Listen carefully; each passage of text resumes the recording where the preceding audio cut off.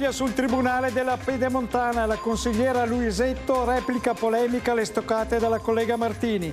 I carabinieri catturano latitante condannato a 19 anni di carcere. Aveva violentato Bevi Modelle.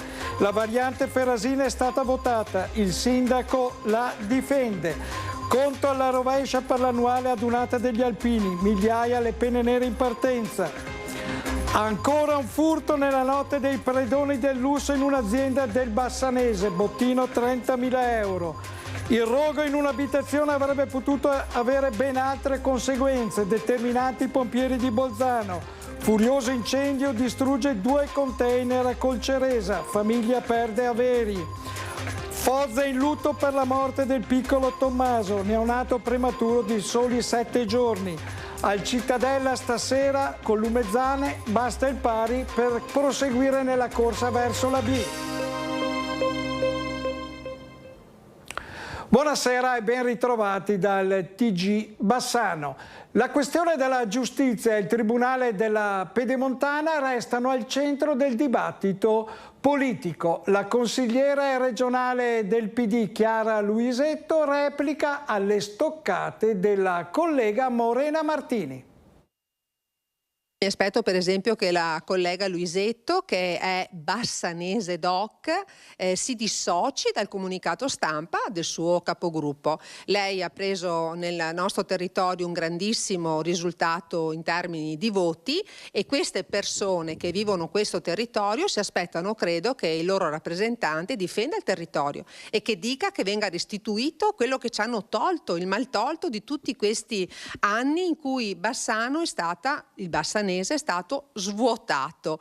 L'attacco a palle incatenate della consigliera regionale con delega ai giovani Morena Martini alla collega Chiara Luisetto del PD sul Tribunale della Pedemontana perché non c'è adeguato sostegno politico ha suscitato l'inevitabile reazione. Luisetto replica per le rime. Sul Tribunale della Pedemontana non accettiamo lezioni politiche, soprattutto da chi ha appena perso un referendum e non ha ancora capito che la giustizia si fa con risorse e organici adeguati ai bisogni di cittadini e imprese. La mia posizione è sempre la stessa dal 2014, e cioè che un Tribunale della Pedemontana è importante se serve un intero territorio, se non porta via risorse e dotazioni ad altri tribunali già in difficoltà, se non apre una guerra tra territori. Sono io a chiedere oggi al centrodestra che cosa sta facendo. Governa a Venezia e a Roma e si sollecita da solo a fare qualcosa che avrebbe già potuto fare, con i numeri, i modi e i tempi che ritiene. Allora, peggio che far aspettare i cittadini, c'è solo prenderli in giro, senza dirgli con che risorse, con che mezzi e con che organico aprire Bassano. Allora a questo punto ci chiediamo che cosa stanno facendo. La querela politica non mancherà ancora di far discutere. Adesso ci spostiamo a Colceresa, dove la variante Farnesina è stata votata a maggioranza. Il sindaco la difende e dice che coniuga lavoro, sicurezza e ambiente. Il servizio di Mirko Cavallina.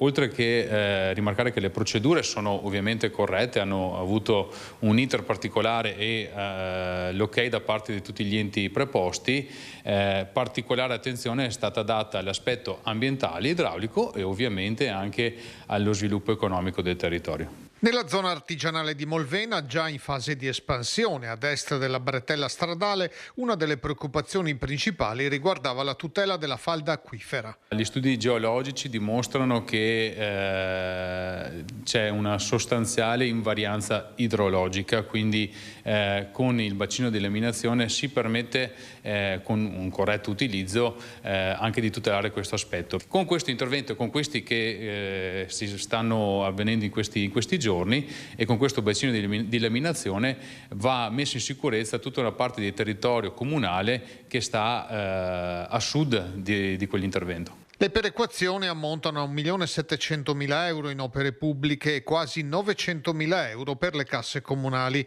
L'azienda, che qui a breve trasferirà la sede, prevede l'assunzione di almeno 50 addetti, metà dei quali di Colceresa. Non dovesse accadere, dovrà pagare una penale. Si possono attrarre investimenti per il territorio tutelando risorsa idrica, tutelando l'ambiente. Il sindaco resta in attesa di ricevere notizie ufficiali sull'esposto alla Corte dei Conti che riguarderebbe gli aspetti procedurali, ambientali e finanziari di questa e altre varianti urbanistiche. Con serenità siamo pronti a collaborare come sempre con la Corte dei Conti per far chiarezza su questo aspetto e anzi ben venga, perché può chiarire ulteriormente quella che è la posizione dell'amministrazione e dimostrare la buona fede degli atti che abbiamo portato avanti, soprattutto la buona fede degli uffici comunali che tanto si sono impegnati per fare in modo che questa variante urbanistica, insieme a tutto il resto dell'attività amministrativa, vada avanti in maniera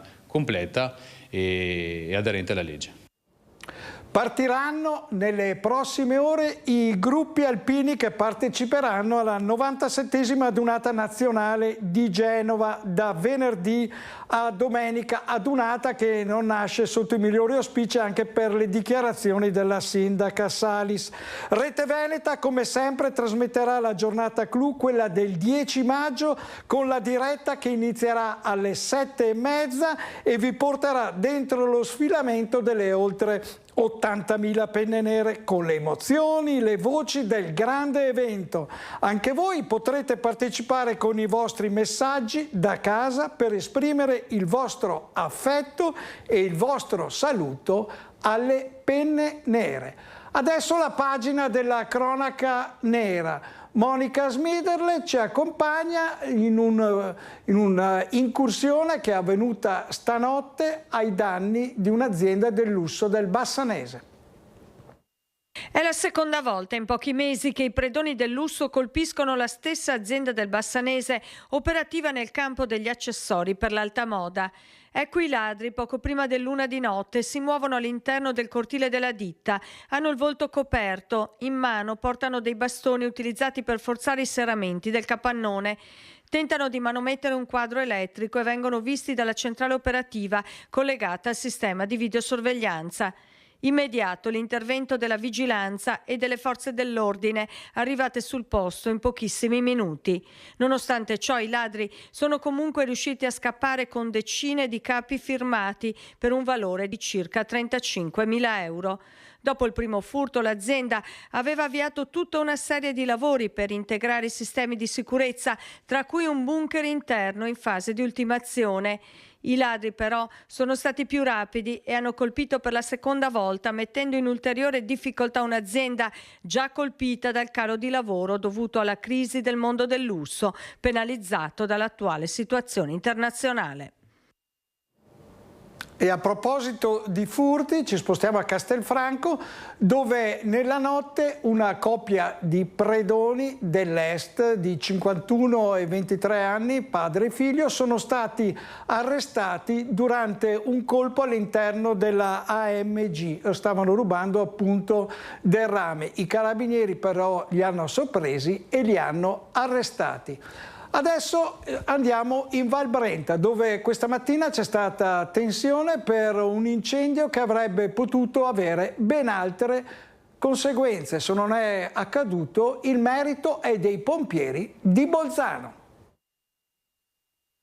Poteva davvero finire molto peggio. La fortuna invece ha voluto che alcune squadre di vigili del fuoco provenienti da Bolzano e dirette a Vastagna per delle esercitazioni passassero lungo la Valsugana proprio nel momento in cui l'incendio ha iniziato a svilupparsi in questa abitazione di via Montegrappa in località San Marino di San Nazario, a poche decine di metri dalla statale. Sono stati i pompieri dai loro mezzi a notare il fumo intenso e le fiamme uscire dalla canna fumaria. Non ci hanno pensato due volte a dare l'allarme, invertire la rotta, raggiungere la casa e iniziare le operazioni di spegnimento. Così il rogo è stato bloccato prima che si propagasse al resto dell'edificio. Un passaggio davvero provvidenziale, quello dei vigili del fuoco di Bolzano, che ha salvato l'abitazione.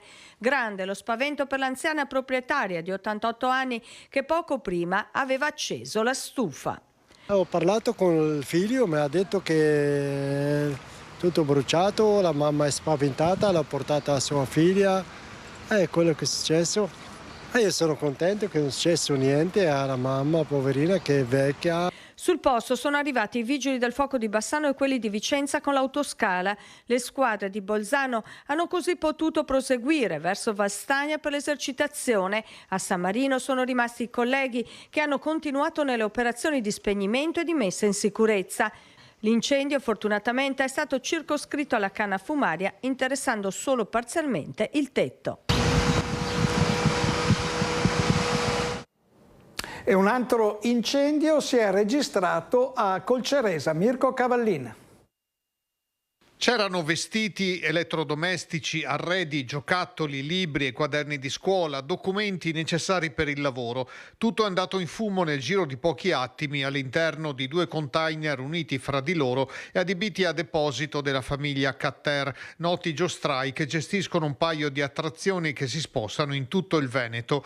Le prime avvisaglie di quanto stava avvenendo nella campagna di Colceresa si sono avute di buon mattino, l'orario in cui le bambine sarebbero dovute andare a scuola a Schiavon. Questa mattina mia cognata si è svegliata per portare a scuola la bambina e ci siamo ritrovati così. Ha trovato il fuoco e siamo scesi tutti di corsa per spegnerlo, ma era troppo tardi. Abbiamo provato con gli estintori, ma ormai il fuoco era già partito, non siamo riusciti a fare niente. Sul posto hanno lavorato fino alle 11 per spegnere le fiamme i vigili del fuoco di Bassano. Cosa c'era dentro? Guarda, avevamo tutto, documenti, vestiti, tutte le cose dei bambini, giocattoli, tutto quanto. Non abbiamo più niente. Lo sconforto è grande per Simone e il fratello Nicola, che sono stati raggiunti sul posto da tanti parenti e amici. La prossima tappa delle loro giostre sarà Padova nei prossimi giorni. Però avevamo dentro anche del materiale delle giostre, tante cose abbiamo perso, non ci sono più, documenti delle giostre, tutto quanto. Un casino, grande casino. Da cosa può essere partito? Non sappiamo, sai. Non penso un cortocircuito, non lo so. Purtroppo è andato tutto. La polizia di Bassano ha arrestato un 33enne per un furto aggravato. Il servizio di Vanessa Banzato. Arrestato dagli agenti della Polizia di Stato un 33enne di origine etiope arcinoto agli archivi di polizia. L'uomo è accusato di furto con strappo di un telefono cellulare rubato a una donna che stava camminando in Viale Pecori Giraldi, a Bassano. La vittima ha immediatamente allertato il 113 e il malvivente è stato intercettato di lì a poco con ancora addosso il telefonino trafugato poco prima. Portato in commissariato si è appurato che il soggetto nel fine settimana avrebbe assaltato il Coco Bar in piazzale Cadorna rubando denaro, comprese le mance, mettendo tutto a soqquadro. Sempre lui avrebbe tentato di sfondare la vetrina di un secondo bar di via Quarta Armata senza però riuscire nel suo intento. E a proposito di furti, a Cassola si è registrato un altro furto in abitazione in via Sterni, dove un'anziana è stata derubata dai malviventi. Sono in corso indagini per risalire ai colpevoli. E torniamo invece ad Asolo, dove si è registrato 2 giorni fa la morte dell'alpino Zanon, che era caduto mentre stava eseguendo dei lavori sul tetto della bocciofila. Entro venerdì sarà eseguita l'autopsia sul corpo di Giuseppe Zanon, il volontario di 65 anni morto lunedì pomeriggio dopo essere caduto dal tetto della bocciofila parrocchiale di Villa d'Asolo mentre lo stava riparando. L'esame servirà a chiarire le cause di un decesso che ha lasciato la comunità senza parole. Intanto Zanon ha voluto distinguersi ancora una volta per la generosità che lo ha sempre contraddistinto, donando gli organi. Una generosità che sottolinea con commozione anche il capogruppo delle Penne Nere di Villa d'Asolo, Oscar Dussin, ricordando l'amico alpino scomparso e stringendosi in un abbraccio ideale alla famiglia del 65enne. Giuseppe per noi Bepet era l'uomo del fare, era l'uomo che non diceva di no a nessuno, un alpino dal cuore grande e dalle braccia forti. In questi momenti purtroppo lo sconforto è tanto, soprattutto pensando a quanto ha saputo dare nella sua vita e quanto poteva ancora dare e ricevere. Aver conosciuto Giuseppe, per me, un alpino tutto d'un pezzo, mi rende ancora più orgoglioso essere proprio stato il suo capogruppo. In segno di rispetto, le Penne Nere di Villa d'Asolo non saranno presenti all'ormai prossima 97esima adunata nazionale degli alpini a Genova. Una decisione presa nelle ultime ore, ci spiega Dussin. L'intento è quello di rimanere a casa. Andare a far festa quando hai un amico, un alpino, un familiare a casa deceduto non vale la pena, insomma, fare festa, ecco. In questo momento di dolore noi alpini dobbiamo tenerci stretto il ricordo di Giuseppe, e come disse il nostro presidente Giuseppe Rugolo non tanto tempo fa, noi alpini non lasciamo sogni ma lasciamo ricordi, e il ricordo di Giuseppe rimarrà vivo per sempre in noi alpini di Villa d'Asolo. Dolore a Foggia, dove ci spostiamo per la morte del piccolo Tommaso. Aveva solo 7 giorni. Non c'è piede tanto piccolo da non lasciare un'impronta su questa terra. Una frase che tocca il cuore di ognuno, scelta per comunicare la scomparsa del piccolo Tommaso, il bimbo di Foggia morto a soli 7 giorni di vita. Una morte che ha riempito di quel dolore sordo, cupo, che ti entra sin nelle viscere l'intera comunità di Foggia, perché la morte di una creatura così piccola si fa troppa fatica ad accettare. Il bimbo era nato prematuro all'ospedale di Vicenza e al San Bortolo era stato ricoverato nel reparto della terapia intensiva neonatale in condizioni molto delicate. La situazione è precipitata lunedì senza lasciare scampo alla creatura. I genitori, seppur straziati dalla perdita del figlioletto, hanno trovato la forza di lanciare un messaggio di speranza e generosità, perché durante il funerale, che sarà celebrato giovedì alle 15 nella chiesa parrocchiale di Foggia, hanno chiesto di raccogliere offerte da destinare proprio alla terapia intensiva neonatale di Vicenza, quell'angolo di mondo che per 7 giorni ha accolto e curato amorevolmente il loro piccolo Tommaso. Nella giornata europea della sicurezza stradale, la provincia di Vicenza e la prefettura hanno consegnato a 26 comandi di polizia locali dei kit di materiale tecnico da utilizzare per percorsi di educazione stradale. I primi test sono stati eseguiti proprio nella sala del Consiglio della provincia a Palazzo Nievo a Vicenza. Sono stati presentati lavori anche realizzati dagli studenti delle superiori nell'ambito del progetto Mobilità sicura, la strada giusta. I riconoscimenti sono stati assegnati alla 4ª BS del liceo Fogazzaro di Vicenza e alla 3ª E del liceo artistico De Fabris di Nove, che hanno realizzato un video a tema utilizzando anche l'intelligenza artificiale. Video che adesso vi proponiamo perché merita di essere visto.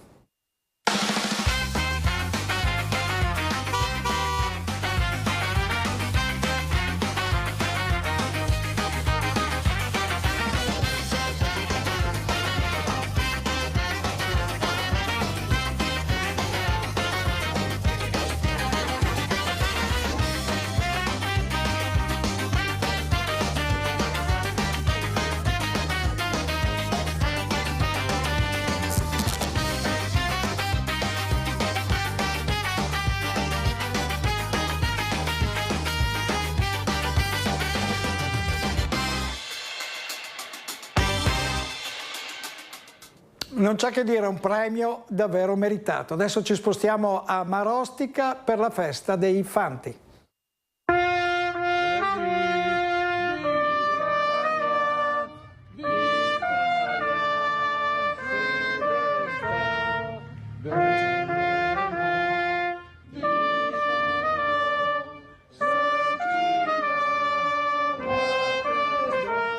L'alzabandiera e l'inno di Mameli davanti al monumento dei Fanti è uno dei momenti più solenni ed emozionanti vissuti nel corso della festa annuale dei Fanti della sezione di Marostica. Un appuntamento sempre molto atteso, una mattinata per celebrare i valori, la memoria e il coraggio con la deposizione della corona d'alloro ai caduti.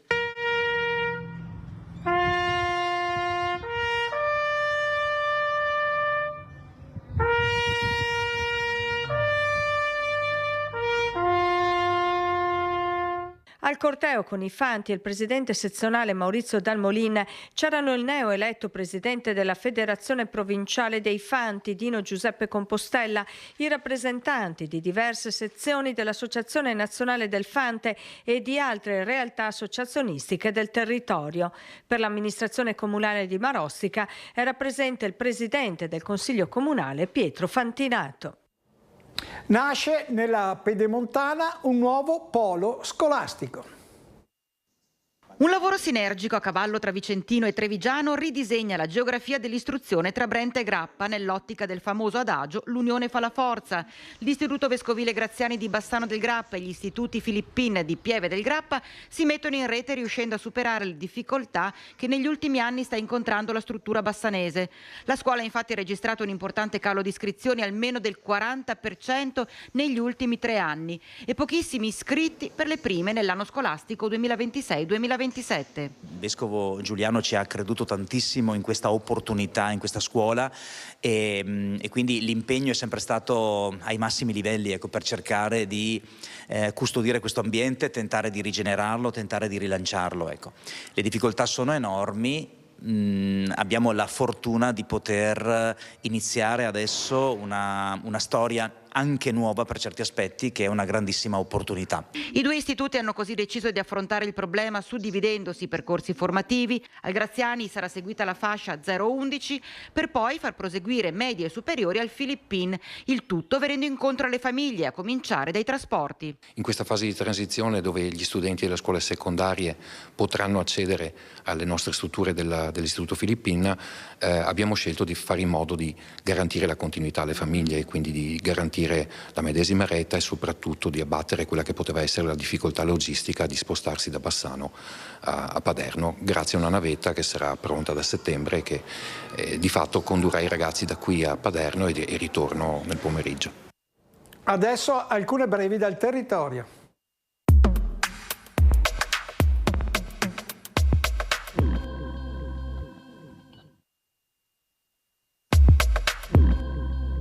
Nominata la nuova direttrice dell'unità operativa complessa di medicina trasfusionale dell'UL7 Pedemontana è la dottoressa Anna Colpo, che arriva dall'azienda ospedaliera universitaria di Padova, dove ricopriva il ruolo di responsabile dell'unità dell'attività di plasmaferesi a valenza regionale.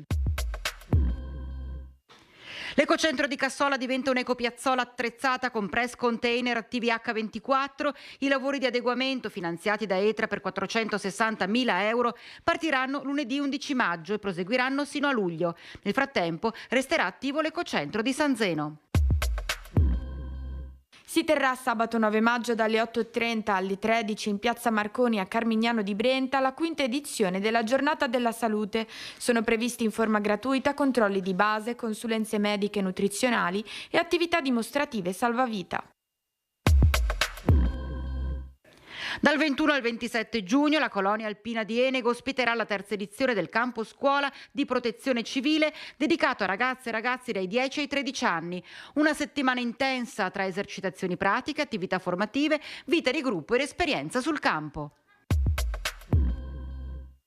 Il Teatro Aldo Rossi di Borgoricco ospita venerdì 8 alle 20.30 la 7ª edizione del Galà della Cultura, una serata speciale che premia ogni anno le eccellenze culturali dei 10 comuni della Federazione dei Comuni del Campo San Pierese.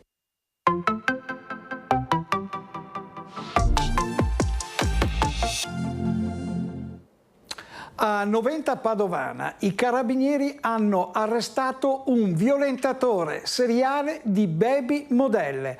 Era stato condannato a 19 anni di carcere. Si muoveva spesso anche nel Bassanese. Il servizio. Tra il febbraio 2020 e l'aprile 2021 aveva abusato di giovani modelle minorenni adescate tramite servizi fotografici in Romania, sessioni di scatto che si trasformavano in violenze. Le vittime, tutte minorenni, avevano tra i 14 e i 17 anni. L'uomo, un 67enne romeno, è stato arrestato a Noventa Padovana, condannato all'estero, era latitante dal momento della sentenza, 19 anni e 4 mesi di reclusione per violenza sessuale aggravata ai danni delle 4 minori. Sul capo dell'uomo pendeva un mandato di arresto europeo emesso lo scorso aprile dalle autorità romene. I carabinieri del nucleo investigativo di Padova lo hanno rintracciato e arrestato in un'abitazione di Noventa Padovana. L'operazione al termine di lunghe ricerche condotte insieme con il Servizio per la cooperazione internazionale di polizia del Dipartimento di Pubblica Sicurezza. Il 67enne è stato trasferito al carcere Due Palazzi di Padova, mentre la Procura di Venezia ha avviato le procedure di estradizione.